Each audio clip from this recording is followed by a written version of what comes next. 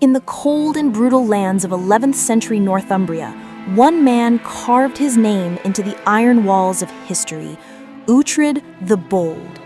Born around 970 AD into the powerful house of Bamberg, Uhtred was not just a nobleman, he was a force of nature. From a young age, he learned that power in the north was earned by blood, loyalty, and the sword. At barely 18, Uhtred proved himself in a moment that would define his destiny. When Scotland invaded Northumbria, the English nobles hesitated, but Uhtred didn't. He stormed into battle with only a handful of warriors, cutting through the Scottish lines and taking the severed head of the Scottish king, mounting it on York's walls as a warning. That moment earned him his title, Uhtred the Bold. But his strength wasn't only in battle. Uhtred was clever, too clever.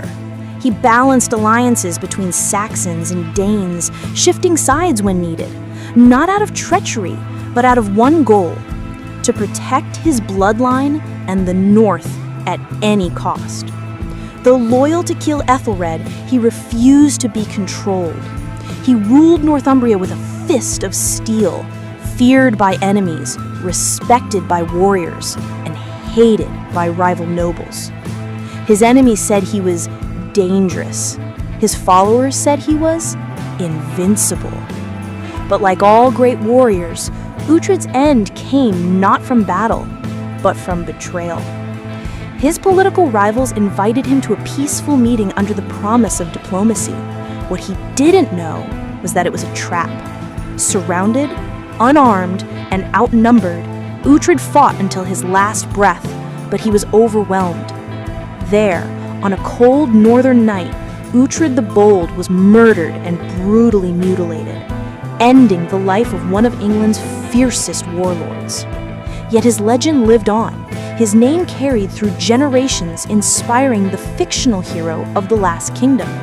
But make no mistake, the real Uhtred was far more brutal, far more fearless, and far more unstoppable than the stories say.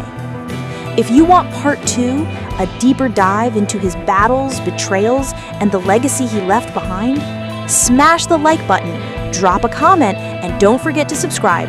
Your support brings the history back to life.